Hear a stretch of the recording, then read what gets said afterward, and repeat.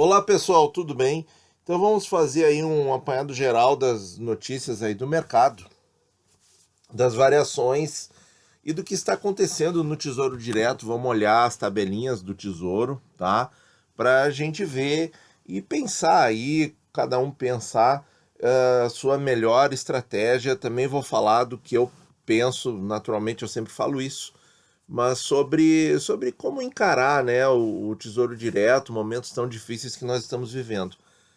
Olha só, pessoal, veio o IPCA 15 na terça de manhã e nós tivemos aí menos 0,59, eu acho que é a menor do Plano Real, né? Que ele diz aqui foi a menor variação mensal desde o início do Plano Real, em 94. Olha só, pessoal, isso aí realmente é impensável, né? Para quem estava lá final de 2019, né, pensando, passou a reforma da Previdência, né, agora tem que tocar as outras reformas e tal, tem que fazer, etc. Vamos ter aí nós estávamos, né, na questão da inflação aí retomando os padrões normais depois do choque da proteína, né, depois de tanta coisa que aconteceu em 2018, 2019, sempre alguma coisa puxando a inflação para cima. E agora nós só temos coisas puxando a inflação para baixo, né? Só que tem que ter um pensamento assim, né, pessoal? Nós estamos num momento de crise, nós estamos num momento de contração violenta da economia, em que tudo está sendo colocado no freezer mesmo, né? Então, também eu acho um exagero, né? Eu ouvi aí uma pessoa que é economista mesmo, né, dizendo que o Banco Central tinha que mudar o padrão, a meta de inflação de 3,5% para 2%. Poxa, não, né? A gente está vivendo aí deflação porque a gente está numa crise violenta sem precedentes. Aí você colocar o limite, baixar o limite da inflação para um padrão que está acontecendo por causa de uma crise, de uma pandemia, né, de uma doença fatal, não, né? Aí você vai. É um contrassenso, assim, é não pensar com o mínimo de prazo. É um imediatismo assim, sem comparações, tá? Nós discordamos completamente desta ideia, né? E nos surpreende muito que a pessoa seja economista falando isso, né? Que o Banco Central tem que baixar a meta de inflação para 2%. Não, a gente está vendo inflação baixa assim no Brasil agora, porque a gente está vivendo uma crise sanitária sem precedentes. Depois que essa crise passar, como ficará a inflação, ninguém sabe, certo? Então não vamos nos precipitar, pessoal, não vamos viajar na maionese, tá? Mas olha aí, gente, menos 0,59 IPCA 15, e se a gente for olhar aqui os grupos de inflação, a coisa agora eu vou ter que falar. Uma ideia que eu tinha, né? Aquele único setor, alimentos, alimentação e bebidas, né? Onde havia uma certa pressão inflacionária, já começou a dissipar, ó, de 2,5 para menos de meio. Então, realmente, isso aqui, esse dado agora derruba a ideia que eu tinha, certo? E que eu já estava colocando em dúvida aí nas últimas semanas, de uma possível pressão de demanda no retorno às atividades normais, tá? A Rio Grande do Sul e Santa Catarina estão gradualmente retornando às atividades normais, mas a gente vê, é só acompanhar os canais aí que falam dos fundos imobiliários de shoppings, né? É só ver o pessoal não tá voltando, certo? Não tá voltando, uma reação muito natural, muito compreensível, né? Ninguém tá saindo de casa, ou a maioria das pessoas não estão saindo de casa sem necessidade, né? Então, acredito que se houver uma flexibilização da quarentena no estado mais rico da União, que é São Paulo, se isso acontecer para mês que vem, está sendo ventilado aí pelo governador, então a gente pode esperar a mesma coisa, que não vai haver uma saída muito grande, né? As pessoas vão continuar se cuidando e, enfim, não vai haver pressão nos demais, não vai haver pressão de demanda nos demais setores da economia. Vai ser tudo muito lento, muito gradual, e essa pressão vai se diluir, né? Para começar, que ela não vai se formar com uma intensidade grande, como foi em 2018, porque na greve dos caminhoneiros, né, pessoal, que foi o referencial que eu usei para falar dessa ideia para vocês, o que aconteceu? Foi tudo muito concentrado, né? Foram ali alguns dias de paralisação, em que a gente teve até teve racionamentos de gasolina, por exemplo, né? Você não conseguia comprar, tinha que fazer as viagens contadas, né? E eu trabalhando em setor essencial, foi bem complicado aquela época. Então, o Uber não tinha, né? Ficou caríssimo. Então, claro, preço, porque tava tudo, mas agora é diferente, porque as pessoas não estão na rua, né? É bem diferente. Então, e veio rápido porque veio 1,2 de inflação positiva no mês seguinte. A paralisação que foi em maio de 18, em junho de 18, a inflação bateu forte. Agora, nessa crise não, né? As pessoas vão demorar a tomar a vida ao normal, tornar a vida ao normal, né? E agora já dissipou, já foi ali, ó, alimentação e bebidas, vamos ver na inflação cheia de maio, né? Que vai sair aí no comecinho de junho, a gente vai comentar também. Eu acredito em mais dissipação aqui, certo? E os demais itens, ó, todos próximos de zero ou negativos, chamando a atenção transportes menos 3%, né? E o resto tudo em torno de zero. E aqui onde havia uma certa pressão, já se dissipou. Acredito que seja a tendência para os próximos meses, né, pessoal? Então, olha aí, ó, isso aqui já dá uma segurança bastante grande para as taxas dos prefixados. O problema é ter estômago, né, de comprar aí um prefixado para 2026 a 6,5 ou para 2023 a 4,3, é ter o estômago de aguentar essas possibilidades indefinidas que a gente tem da inflação a médio prazo, certo? E médio prazo pega o final aqui, pega aí, né, 2023 a 26 pega, então é complicado, né? Tem que ter muito estômago, mas olha aí, pessoal, não tá fora, certo? Quem fizer um investimento assim, tá certo, porque olha os dados, né? Vamos dar uma olhadinha nas previsões da Ambima. Então aqui, segunda previsão de maio, essa aqui é a que mais acerta, menos 0,45, mais deflação do que a primeira previsão. E para junho, pessoal, eles tinham 0,013 e aí 0,015. Aqui talvez eles já estejam prevendo isso que eu estava falando, né? Um pouquinho mais de movimentação na economia com o afrouxamento da quarentena em São Paulo, certo? Talvez seja isso, tá?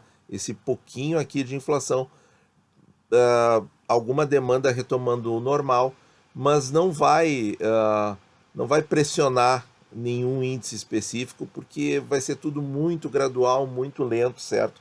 É isso que está se desenhando de maneira bem clara, a gente pode dizer. Então, olha, quem estava preocupado com os tesouros IPCAs, não se preocupe mais, né? Porque aqui, ó, em junho já estão prevendo uma inflaçãozinha, certo? Então, pela segurança, pessoal, eu acho que vale a pena ainda o Tesouro IPCA, muito mais a pena do que o prefixado, porque como eu já demonstrei em incontáveis vídeos no canal, isso aqui, né? O que a deflação faz? Ela desconta o valor do VNA, do valor nominal atualizado. Então, se houver deflação por alguns meses durante um ano, não vai impactar o VNA do ano, certo? Porque vai descontar ali em poucos meses e depois volta, né? Então, o IPCA não chega. E eu, mesmo assim, eu fiz um vídeo demonstrando para vocês como é que fica a questão, né? Ficando até o fim do prazo. Dêem uma olhada naquele vídeo, efeito da deflação no Tesouro IPCA. Quando a gente tem uma deflação, o VNA diminui, certo? E o que vai acontecer com a rentabilidade real desses papéis aqui, certo? E a gente está vendo que com as taxas de hoje, mesmo essas aqui que já estão com ganho na marcação do mercado, nós já vamos falar disso, mesmo assim fica muito positivo o ganho, certo? Sem a dor de cabeça da inflação. Mas, aí que tá. Se você faz um mix, tá? O mix, por exemplo, que eu ainda tenho é em torno de 10% de prefixados, mas comprados com taxas um pouco melhores do que essas. O que que acontece? E aí esses prefixados aqui viram ouro, né?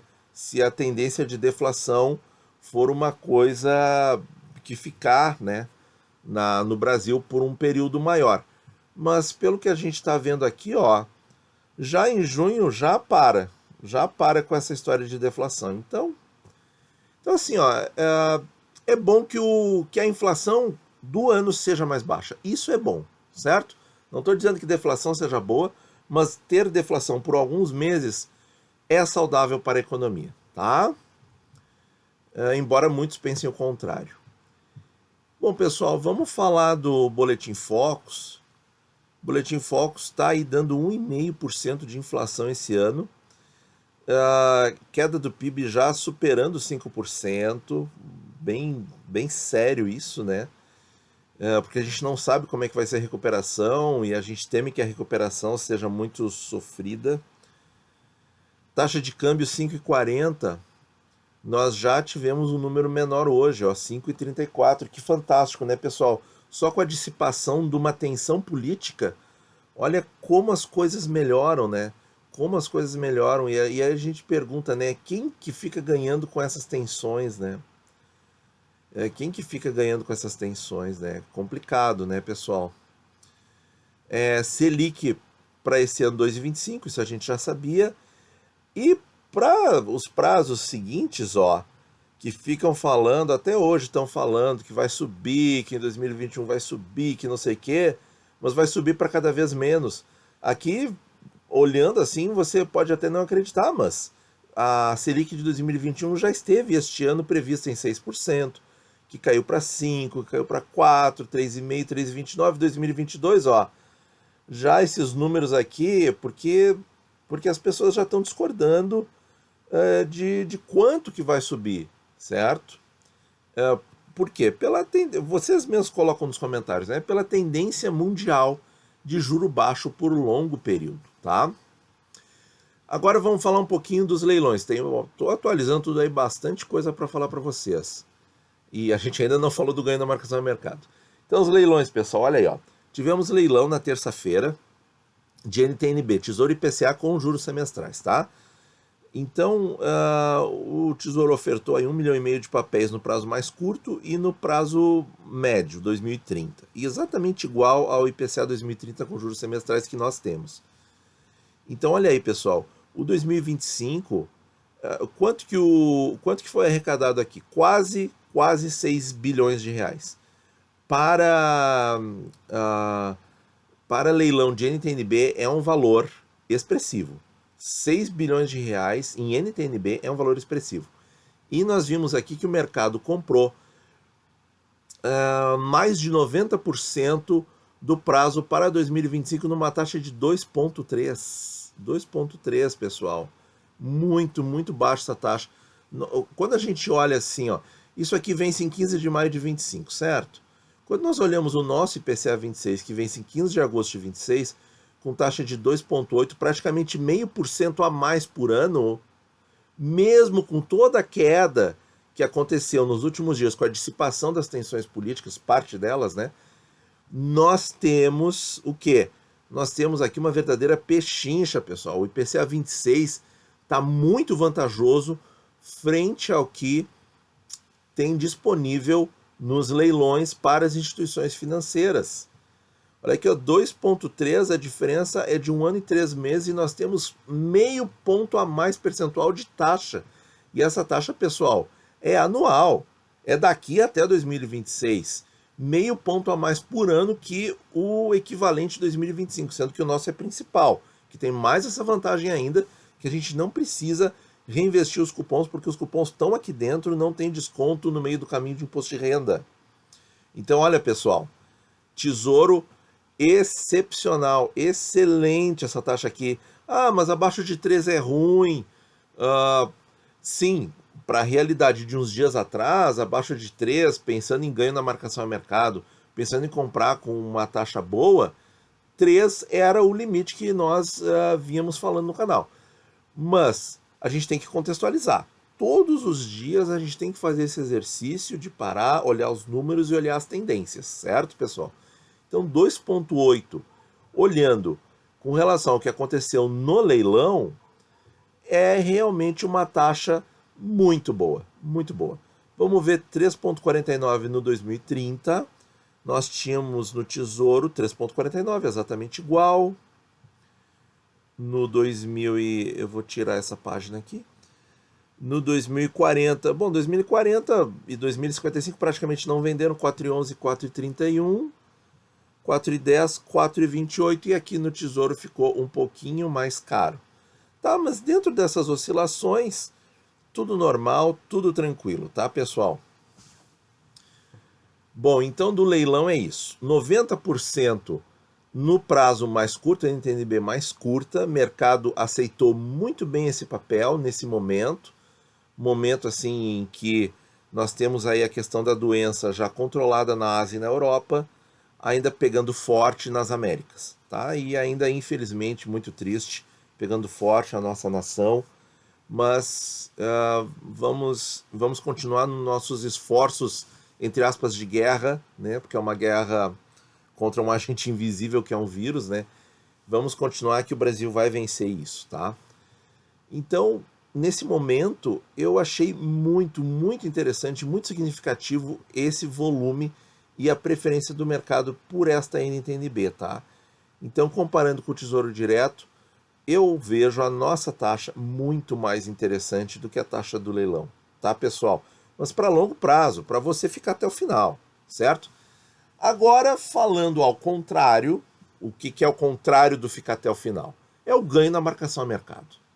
E eu falei disso nesse vídeo aqui, publicado dia 29 de abril de 2020, tá? Recuperação dos mercados, deflação, leilões, oportunidade no Tesouro. E aqui, pessoal, eu coloquei no minuto 14, onde eu falo do fechamento, das taxas de fechamento, né, no dia 28 de abril, certo? Então, olhem, pessoal, a diferença de taxa e a diferença de valor, que é o ganho na marcação a mercado. Olha aqui, ó. O IPCA 26 estava naquele dia com 3,54 a R$ 2.661. Agora ele está a 2,84, caiu 0,7 a R$ 2.771. Ou seja, se valorizou R$ 110. Isso aí dá uma valorização, eu acho que superior a 3%. Vamos dar uma olhada aqui. A gente está vendo variação bruta do papel, tá? Só isso. Variação bruta do papel. 2.661,42. 4%, pessoal. 4% em menos de 30 dias de valorização.